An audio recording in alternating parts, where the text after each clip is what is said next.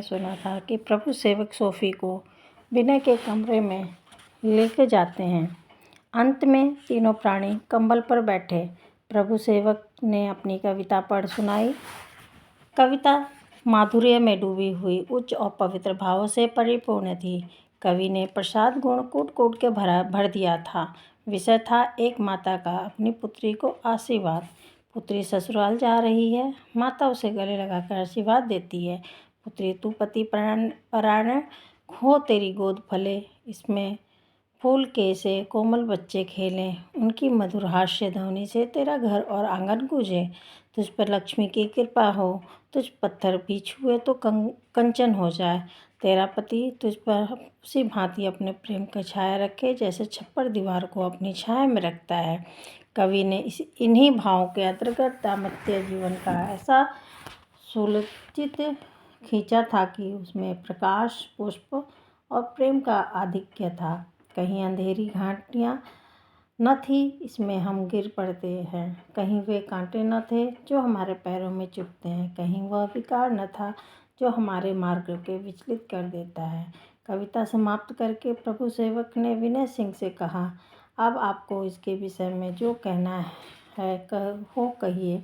विनय सिंह ने सकुचाते हुए उत्तर दिया, मुझे जो कुछ कहना था कह चुका। प्रभु सेवक, फिर से कहिए। विनय सिंह, बार बार वही बातें क्या कहूँ। प्रभु सेवक, मैं आपके कथन का भावार्थ कर दूँ।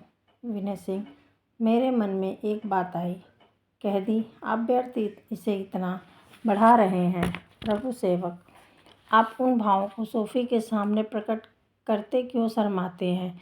विनय सिंह, शर्माता नहीं हूँ, लेकिन आपसे मेरा कोई विवाद नहीं है। आपको मानव जीवन का यह आदर्श सर्वोत्तम प्रतीत होता है। मुझे वह अपनी वर्तमान अवस्था के प्रतिकूल जान पड़ता है। इसमें झगड़े की कोई बात नहीं है। प्रभु सेवक हंसकर, हाँ, यही तो मैं आपसे कहलाना चाहता हूँ कि आप उसे वर्तमान अवस्था के प्रतिकूल क्यों समझते हैं। क्या आपके विचार में दाम्पत्य जीवन सर्वथा निंद है? और क्या संसार के समस्त प्राणियों को संन्यास धारण कर लेना चाहिए? विनय सिंह, यह मेरा आशय कदापि नहीं है कि संसार के समस्त प्राणियों को संन्यास धारण कर लेना चाहिए। मेरा आशय केवल यह था कि दाम्पत्य जीवन स्वार्थ का पोषक है। इसके लिए प्राण की आवश्यकता नहीं, और इस अधोगति की दशा में जबकि स्वार्थ हमारी नसों में फूट फूट कर भरा हुआ है, जबकि हम बिना स्वार्थ के कोई काम या कोई बात नहीं करते। यहाँ तक कि माता पुत्र संबंध में, गुरु शिष्य संबंध में, पत्नी पुरुष के संबंध में स्वार्थ का प्राधान्य हो गया है। किसी उच्च कोटि के कवि के लिए दाम्पत्य जीवन की सराहना करना, उसकी तारीफ़ों के पुल बांधना शोभा नहीं देता। हम दाम्पत्य सुख के दास हो रहे हैं। हमसे किसी को जीवन का लक्ष्य रखा है। इस समय हमें ऐसे व्रतधारियों की, त्यागियों की, परमार्थ सेवियों की आवश्यकता है जो जाति के उद्धार के लिए अपने प्राण तक दे दें। हमारे कविजनों को इन्हीं उच्च और पवित्र भावों को उत्तेजित करना चाहिए। हमारे देश में जनसंख्या ज़रूरत से ज़्यादा हो गई है। हमारी जननी संतान वृद्धि भार को अब नहीं संभाल सकती। विद्यालयों में, सड़कों पर, गलियों में इतने बालक दिखाई देते हैं कि समझ में ही नहीं आता कि ये क्या करेंगे। हमारे देश में इतनी उपज भी नहीं होती कि सबसे के लिए एक बार इच्छापूर्ण भोजन भी प्राप्त हो। भोजन का अभाव ही हमारे नैतिक और आर्थिक पतन का मुख्य कारण है। आपकी कविता स्वरता असामान्य है। हमारे विचार में इसमें समाज का उपकार नहीं हो सकता। इस समय हमारे कवियों का कर्तव्य है त्याग का महत्व दिखाना, ब्रह्मचर्य में अनुराग उत्पन्न करना, आत्मनिग्रह का उपदेश करना। दाम्पत्य का तो दासत्व मूल है और यह समय उसके गुणगान के लिए अनुकूल नहीं है। प्रभु सेवक, आपको जो कुछ कहना था कह चुके। विनय सिंह, अभी बहुत कुछ कहा जा सकता है, पर इस समय इतना ही काफ़ी है। प्रभु सेवक, मैं आपसे पहले ही कह चुका हूँ कि बलिदान और त्याग के आदर्श की मैं निंदा नहीं करता। वह मनुष्य के लिए सबसे ऊंचा स्थान है और वह धन्य है जो उसे प्राप्त कर ले। किंतु जिस प्रकार कुछ व्रतधारियों का निर्जल और निराहार रहने से अन्न और जल की उपयोगिता में बाधा नहीं पड़ती, उसी प्रकार 2-4 योगियों के त्याग से दाम्पत्य जीवन त्याज्य नहीं हो जाता। दाम्पत्य मनुष्य के सामाजिक जीवन का मूल है, उसका त्याग कर दीजिए, बस हमारे सामाजिक संगठन का सिराजा बिखर जाएगा और हमारी दशा पशुओं के समान हो जाएगी।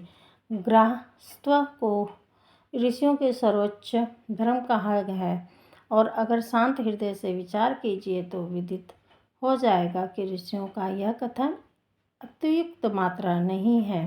दया, सहानुभूति, सहिष्णुता का त्याग तेवोचित गुणों के विकास के जैसे सुयोग गृहस्थ जीवन में प्राप्त होते हैं और किसी अवस्था में नहीं मिल सकते।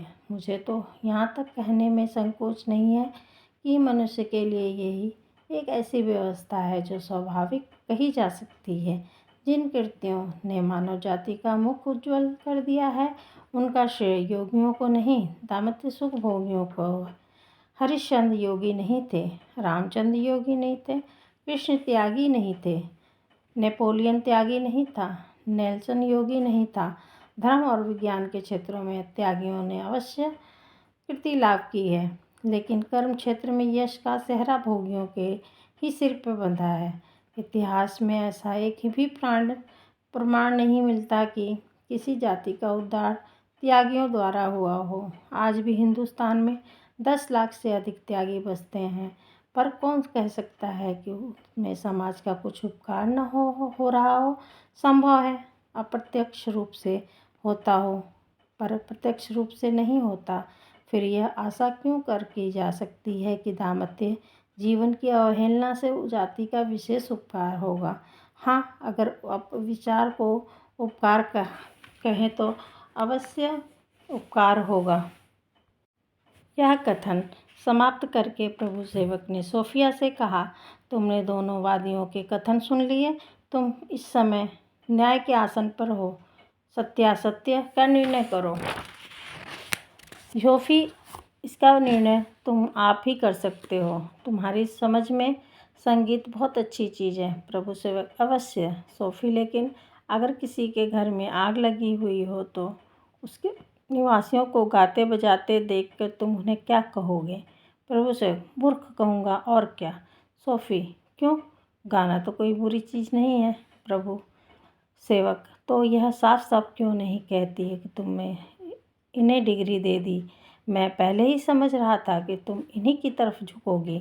सोफी, अगर यह भय था तो तुमने मुझे निर्णायक क्यों बनाया था? तुम्हारी कविता उच्च कोटि की है, मैं इसे स्वर्ग सुंदर कहने को तैयार हूँ, लेकिन तुम्हारा कर्तव्य है कि अपनी इस अलौकिक शक्ति को स्वदेश बंधुओं के हित में लगाओ। अवनीत की दशा में श्रृंगार और प्रेम का राग अलापने का जरूरत नहीं होती, इसे तुम ही स्वीकार करोगे। सामान्य कवियों के लिए अन्य कोई बंधन नहीं है, उन पर कोई उत्तरदायित्व नहीं है, लेकिन तुम्हें ईश्वर से जितनी ही महत्वपूर्ण शक्ति प्रदान की है, उतना ही उत्तरदायित्व भी तुम्हारे ऊपर ज़्यादा है। जब सोफिया चली गई तो विनय ने प्रभु सेवक से कहा, मैं इस निर्णय को पहले ही से ही जानता था, तुम लज्जित तो न हुए होंगे। प्रभु सेवक, उसने तुम्हारी मुरवत की है। विनय सिंह, भाई तुम बड़े अन्यायी हो, इतने युक्तिपूर्ण निर्णय पर भी उनके सिर इल्ज़ाम लगा ही दिया। मैं तो उनकी विचारशीलता का पहले से ही कायल था, आज से भक्त हो गया। इस निर्णय से मेरे भाग्य का निर्णय कर दिया। प्रभु, तुम मुझे स्वप्न में भी यह आशा न थी कि मैं इतनी आसानी से लालसा का दास हो जाऊंगा। मैं मार्ग से विचलित हो गया। मेरा संयम कपटी मित्र की भांति परीक्षा से पहले ही अवसर पर मेरा साथ छोड़ गया। मैं भली भांति जानता हूँ कि मैं आकाश के तारे तोड़ने जा रहा हूँ, वह फल खाने जा रहा हूँ जो मेरे लिए वर्जित है। खूब जानता हूँ प्रभु कि मैं अपने जीवन को नैराश्य की वेदी पर बलिदान कर रहा हूँ, अपनी पूज्य माता के हृदय पर कुठारघात कर रहा हूँ, अपनी मर्यादा की नौका को कलंक के सागर में डुबो रहा हूँ, अपनी महत्वाकांक्षाओं को विसर्जित कर रहा हूँ, पर मेरा अंतःकरण इसके लिए मेरा तिरस्कार नहीं करता। सोफिया मेरी किसी तरह नहीं हो सकती, पर मैं उसका हो गया और आजीवन उसी का रहूँगा। प्रभु सेवक विनय, अगर सोफ़ी को यह बात मालूम हो गई तो वह यहाँ एक क्षण भी न रहेगी। कहीं वह आत्महत्या न कर ले। ईश्वर के लिए यह अनर्थ न करो।